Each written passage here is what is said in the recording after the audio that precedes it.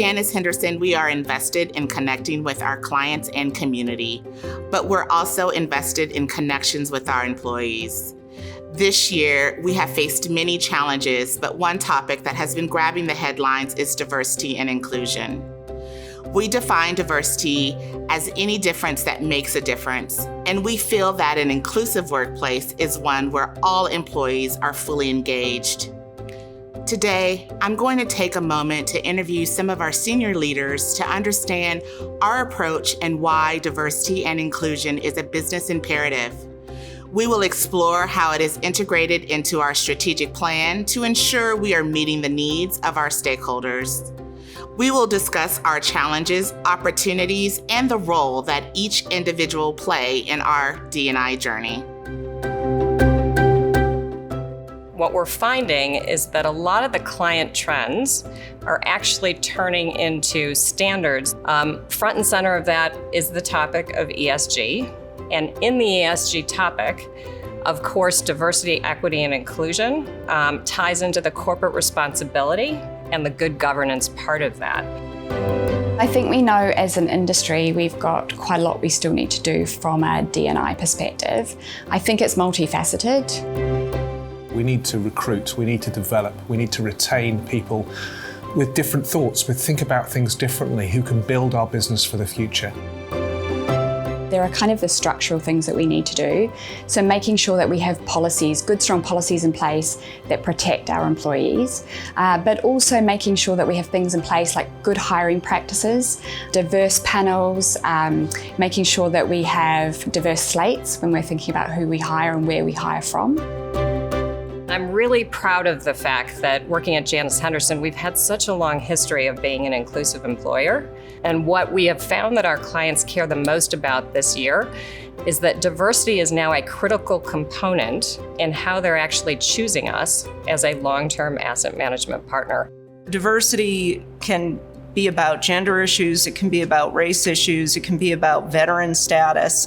To me, it's also about what socioeconomic background somebody might bring to a conversation. And I'm constantly looking to hire people on my team that are different from me and different from what I already have as inputs on my leadership team so we can make better decisions.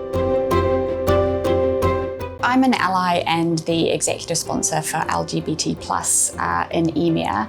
And I guess the key role I play is really working with the employees and thinking about what our priorities are. As an ally and an executive sponsor of LGBT+, I think it's really important that that is done at an executive level for a couple of reasons. But I think the first one is culture and tone from the top, right? The culture is set by the executive committee, and that really is really important in terms of making sure that we understand the business benefits of diversity and that we have this culture of inclusion, and that needs to permeate through our entire organization.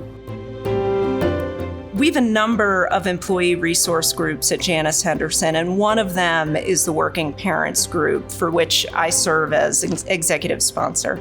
It's a really fun group, and I think they've had a unique opportunity to impact the employee group during COVID-19 and the stay-at-home work that's occurring. The Working Parents Group has been really instrumental in helping us ensure that we have competitive maternity and paternity leave benefits, which is really important to us. But they also do a lot of work to create forums for discussion for employees and really interesting tools for employees to have at their fingertips. There are a number of programs, our mentorship schemes, whether they be internal or external, whether they be traditional mentoring schemes or reverse mentoring. I've been lucky enough to be reverse mentored by someone who's at the nearer end of their career that I am, and understanding what is important to her and how things come across has been really important for me to understand. We were involved with the McKinsey Black Leadership work. We're involved with 100 Black interns in the US with Girls Who Invest. I'm very honored to personally be representing Janus Henderson in a new group of C-suite and business leaders here in the community in Denver, Colorado. This group was founded by one of our ex-PMs from the Janus days, named Helen Hayes. And what she sought to do is very similar to a group that already exists in the state of New York, the New York Jobs CEO Council. So what we're all trying to come together to do is sign a charter to hopefully evidence that we aim to continue to diversify our workforces. We're going to try to build more inclusive cultures, and we're going to, of course, work on pay equality. But we're also going to hold ourselves accountable to certain metrics. So we're going to aim to hire 5,000 people from challenged socioeconomic backgrounds or marginalized communities over the next 5 or 10 years. There are so many metrics which we look at. And some of them seem to move glacially, which can be really frustrating. So it is important that you look at different things and continue to track those as we go forward. We have to be able to evidence in RFPs, request for proposals, and DDQs our accurate employee demographic. So that's one of the key things that we're working on this year. We're building better databases. And we also have plans to improve our hiring initiatives and some of our target recruiting programs to get those numbers up. There are certainly administrative complexities that firms grapple with, particularly for large firms across multiple regions and jurisdictions, in collecting that employee data and ensuring that it's the right data to measure and it's accurate.